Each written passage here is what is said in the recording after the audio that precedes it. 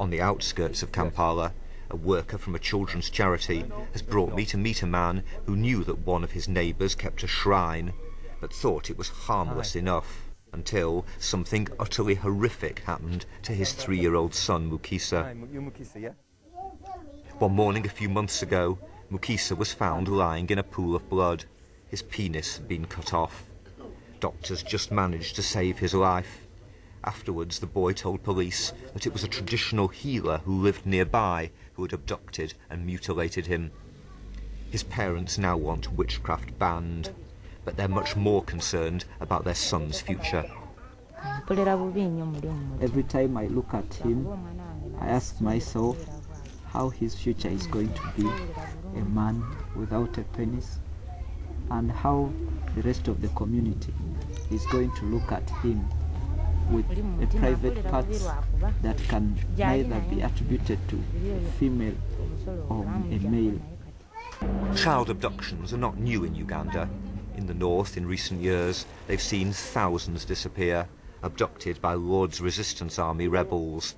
Despite that, people here are no less shocked than they would be anywhere by the new reports of child sacrifice.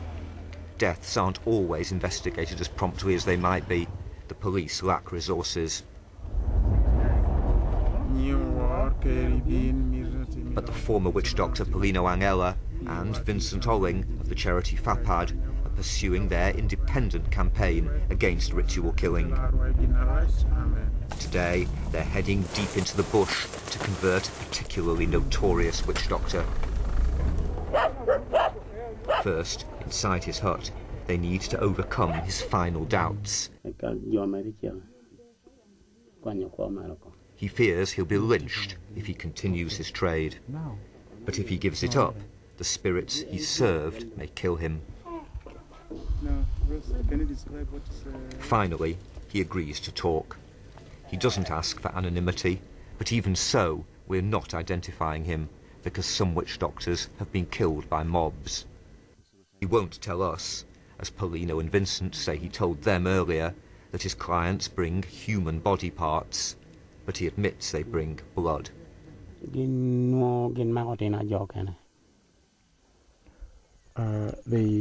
go and capture other people's children and use them for such items required. And then do they bring the heart and the liver here? They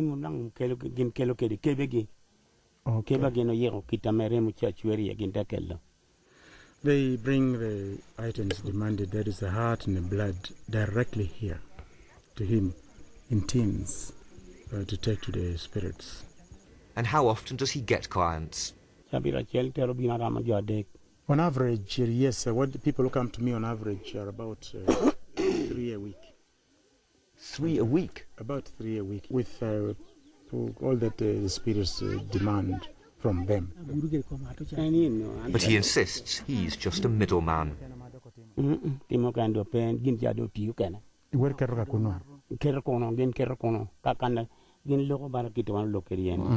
What happens is that I only introduce the clients to the spirits, who go and do direct talking, communicating just face to face. Now, he says, he's abandoning his trade. I confess and declare that this thing should be banned. He's leading us, as he says he's never led outsiders before, to the spirit's home. And he'll let Paulino destroy it.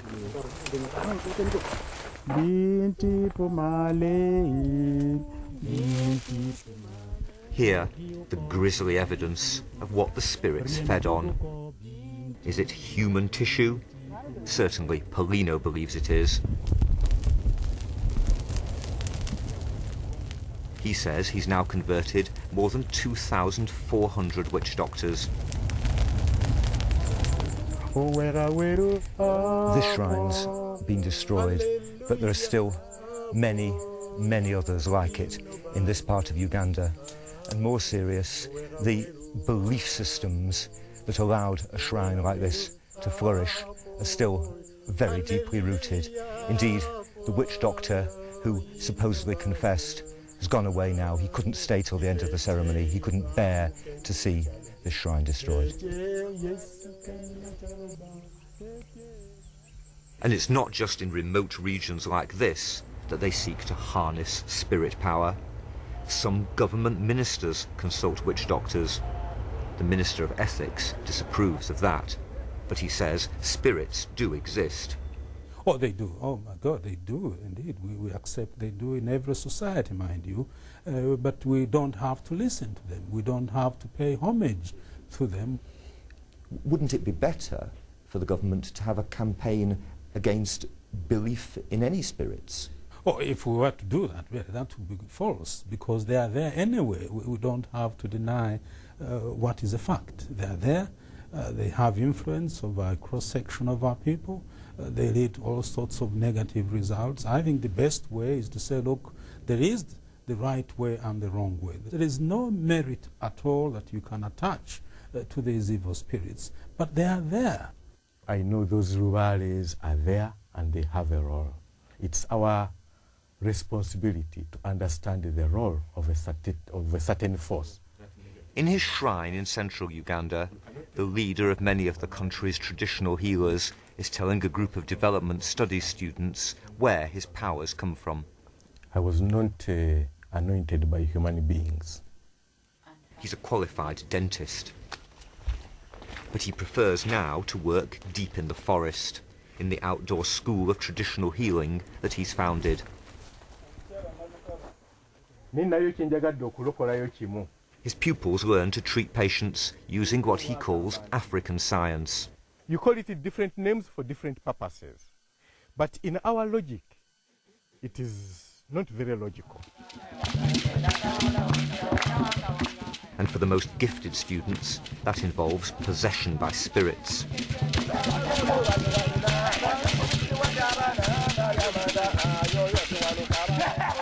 Here they discover how to overcome pain and to acquire supernatural energy. Witchcraft was a Western packaging of African science, their way of understanding African science. I'm a spiritualist, and I hear voices, I hear sounds, I see people, what people can't see, but I cannot be described as a witch person. I'm not a witch. These people are against child sacrifice, against the activities of witch doctors. They simply call themselves traditional healers. But for outsiders, it can be difficult to tell where the dividing line comes. At this academy, they want new legislation to distinguish between true healers and what they regard as dangerous quacks. We have had spirits for many millenniums, many years, and there hasn't been child sacrifice. There are more imposters, there are more pretenses, there is no regulation, proper regulation within the system. So anybody can do wrong things and escape to be a healer. We need to be recognized as a legal entity, and we can filter ourselves out. Hundreds of traditional healers and members of child protection agencies marched through Kampala recently, calling for a stronger law against human sacrifice. It's a demand that's supported by the government and by the police, though the police say that some witch doctors may actually be boasting of crimes they haven't committed because they want to be feared. I believe there is a lot of pretense. Yeah, I believe there's a lot of pretense from these traditional healers. Of course, there could be those exaggerations, so that they can first of all be looked at in a fearful way, and also for them to raise the prices. In this story, it's hard to know exactly where reality ends and myth begins. Is the reformed witch doctor, Paulino Angela, exaggerating his role to stress the power of Christ? And why has he taken such a big risk now, shocking even close associates by confessing so publicly to crimes that he's never detailed before? Won't he be arrested? I have done this work for quite a long time, and they already know me as a warrior in the drive to end abduction and killing of innocent children. So I think that alone should indemnify me. The least should grant me amnesty. He'll be relieved that the ethics minister has told us that old crimes should now be forgotten. But Paulino Angela still has a long road ahead of him as he sets off again to cajole or threaten more stubborn witch doctors into giving up their bloody business.